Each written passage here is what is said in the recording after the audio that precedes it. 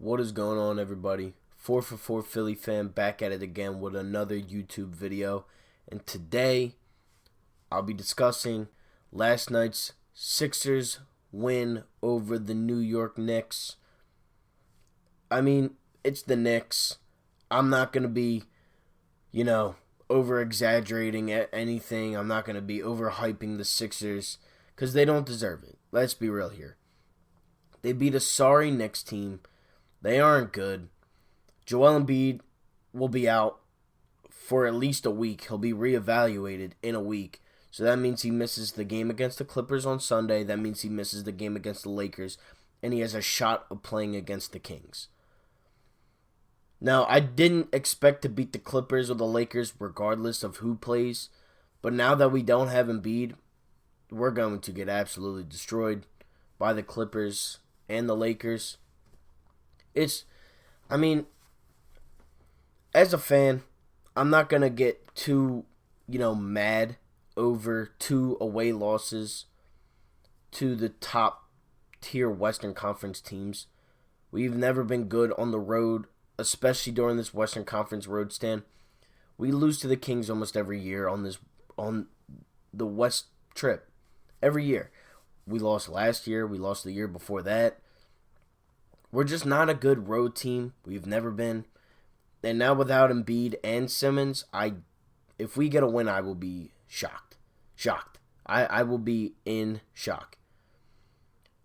But back to yesterday's win.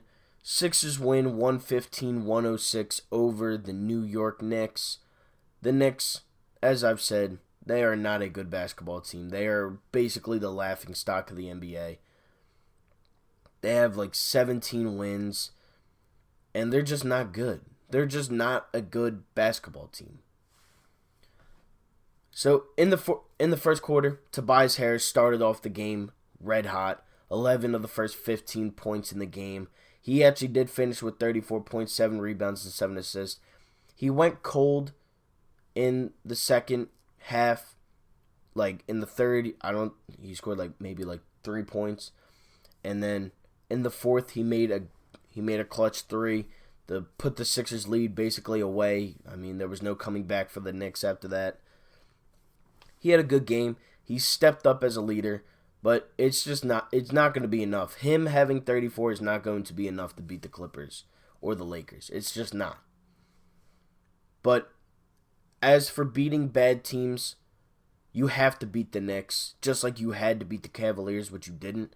But at least they beat the Knicks. And then, we don't play again until Sunday. But Tobias had a very good game with 34 points. He had a good game. That's basically all you can say. Shake continues to impress me on the offensive side, especially with his shooting. 19 points, and he was 5 of 5 from the three. And he also hit the dagger, basically. He had a shot from the corner. He might have gotten fouled, but he made it anyways, regardless. The Knicks really only cut into the lead. We were up by as much as 20 points, 19 points. The Knicks really only cut into the lead once, and it was when Mo Harkless was shooting ridiculously. He made 4 shots. He made 4 threes in a row. And him and Josh Richardson were just trading buckets. Richardson would be making his twos on the one side, and then Mo Harkless would literally rain down threes. He rained down 4 of them, and he made 5 on the night. Richardson, however, had 11 points and 7 rebounds. His offensive struggles continue. He could not buy a bucket in the first half, and he turned up in the third. He actually went the entire first half without a point. He made a shot at the end of the third. He made a prayer shot, and it went in, but it didn't count. His hand was still on the ball when the clock hit double zeros. But other than that, Josh Richardson continues to struggle. He didn't hit a 3 yesterday. He had a good dunk. He had a nice cut-in slam.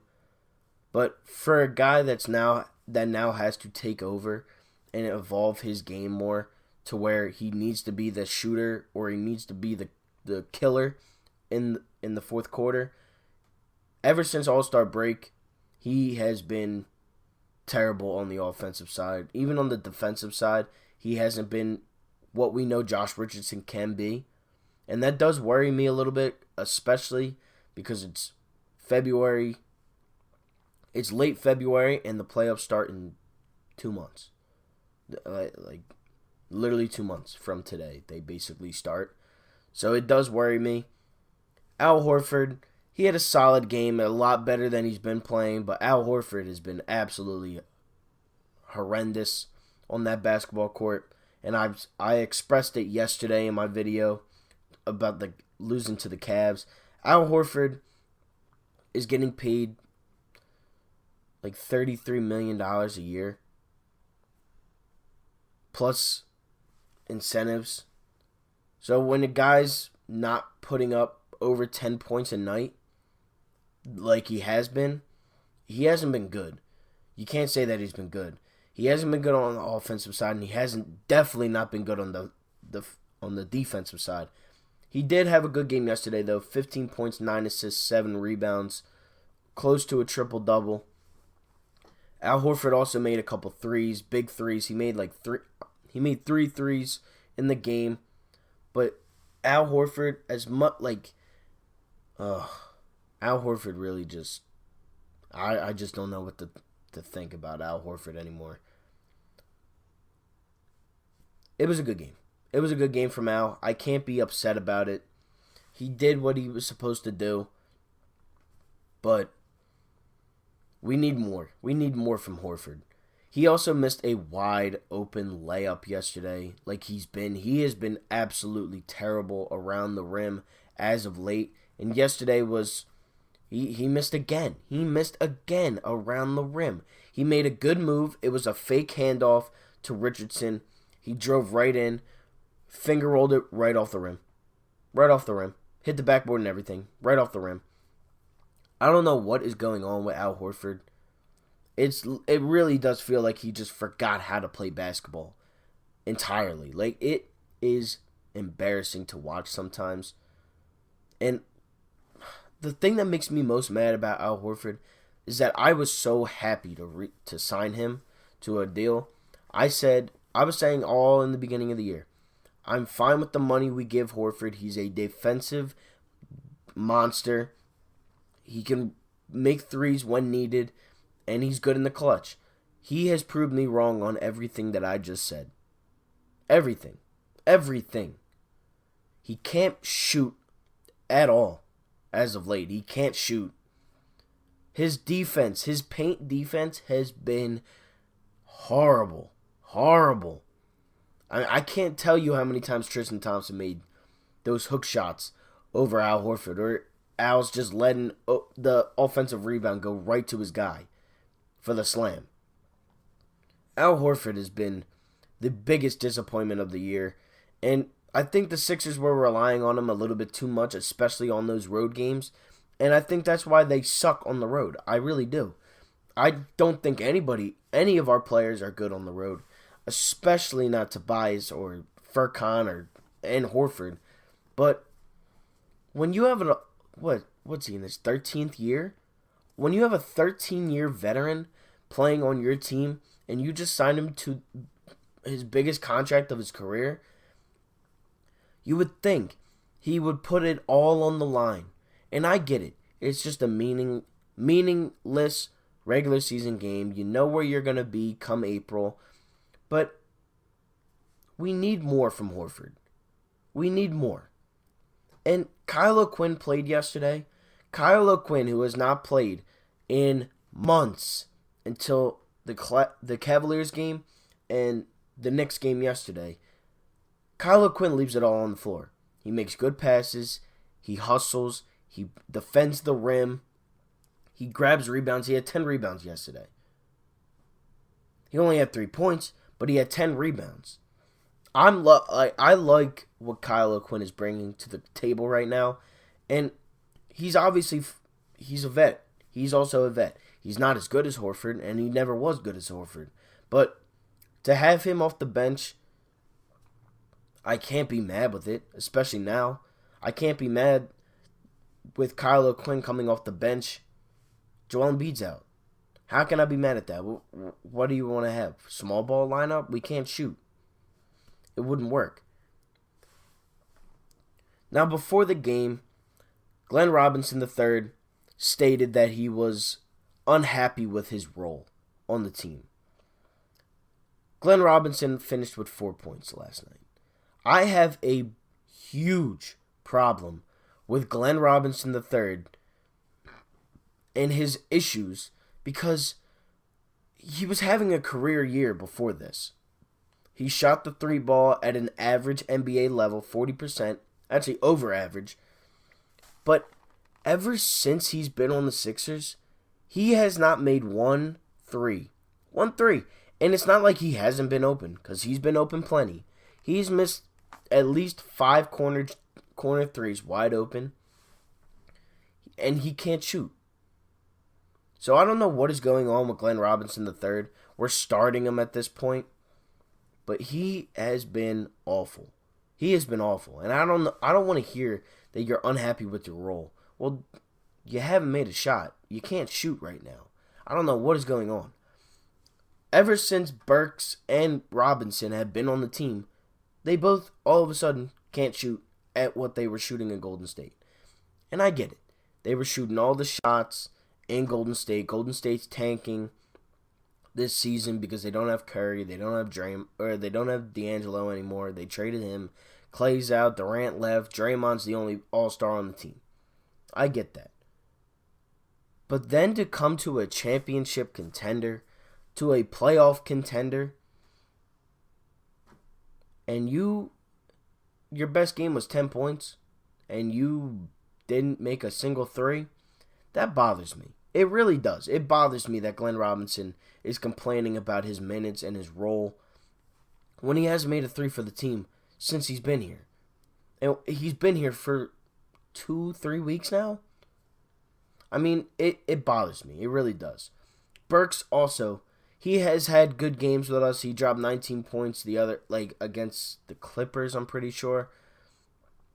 He shot 2 of 10 yesterday. 7 points. He can shoot a little bit better than Robinson. He shoots more than Robinson. And he also, he finishes around the rim, which is good. We need a guy that can get to the paint and he can finish. And he does do that. I can't complain with Burks' ability to finish around the rim. But he does come off to me as a little awkward when he is driving. He has a couple good moves. He has a quick first step, but he hasn't been shooting the way we traded him to shoot. We gave away two second-round picks, which doesn't bother me. But late February, I expect to have some guys coming off the bench to make some shots. And it's just not been happening. It has not been happening at all. Matisse had a solid game yesterday. 6 points, 3 of 8 shooting. He had a big dunk in the first quarter. Matisse has not been good from 3 at all as of late. And I get it. He's a rookie and he needs time to adapt to the game of basketball. But come on, man. You got him elite. He's not even close on his 3-pointers. It hits the side of the rim at times. He hits the backboard at times. It's just not close. And I love Matisse. And I think he's one of those guys that are untouchable in a trade. But he has been terrible from 3. He made 3 layups yesterday. A couple of them should have been and-ones. But he has to be better from 3. His defense is there. But this offseason, he definitely has to work on his offensive game a lot. Mike Scott got some playing time yesterday, and he hasn't been getting a lot of playing time as of late because of Robinson and because of Burks. And obviously with Ben Simmons and Joel Embiid taking all the shots as of late, before they got injured. Which is good. They are the 2 All-Stars. They deserve to be shooting the shots. Or taking the shots because Ben doesn't shoot. But Mike Scott has been ice cold from 3 all year long. And as a Sixers fan and as a fan of Mike Scott, I love Mike Scott. I have an entire Instagram around Mike Scott. I've talked to Mike Scott. I have autographs by Mike Scott. I have an arm sleeve from Mike Scott. I have custom-made t-shirts from Mike Scott. And it kills me that he has struggled the way he has struggled this season, especially from 3. He made one yesterday, but it's not going to cut it come playoff time. He's not going to get any run in the playoffs. And it sucks because last year, Game 4 against the Nets, he actually hit the dagger 3 from the corner when Jimmy Butler got ejected for fighting Jared Dudley. That was the Mike Scott I thought that was coming into this season. And it has been the exact opposite. It's been the exact opposite. He's been ice cold from 3. And it kills me that he's been ice cold from 3. Because he loves Philly, and Philly loves him when he's playing good. But as of right now, he's almost unplayable. You can't give the guy minutes if he's not going to make threes. He's not a very good defender. He's a grit and grind type of guy. He'll try to go up with you, and he'll try to go get the rebound. But in all honesty, he's really there to make threes, and he can't even do that right now. So Mike Scott, as of late, basically all season since December, has been almost unplayable, and it does really kill me that he cannot play with this team. It sucks. That's it for this video. Kind of wanted to just clear up my thoughts and opinions on everybody on the team and how they played yesterday. It was a solid game. It was against the Knicks. They should have beaten them by a little bit more than they did regardless. But it's whatever. A win is a win. They now go on a 4-game road stand, Western Conference across the country road stand against the Clippers, the Lakers, the Kings, and the Warriors. And to make matters even worse, Steph Curry returns on March 1st. We play them March 7th. I can't expect anything good from that. But that's it for this video. Like, share, comment, subscribe. Thank you all for watching. Sixers win, 115-106. Tobias Harris, 34.7 rebounds, 7 assists. He had a good game. Shake Milton, 19 points, 5 of 5 and 3. Joel Embiid will be reevaluated in 1 week. He has no structural damage in his shoulder, but it sucks because he will not be playing against the Clippers or the Lakers, and we need him, obviously, especially on the road. But again, for the last time, that is it for this video. Thank you all for watching. Like, share, comment, subscribe. Make sure you check out my last couple videos talking about the Flyers, talking about the Sixers, and I will see you next time. Again, like, share, comment, subscribe. I will see you next time. I'm out. Peace.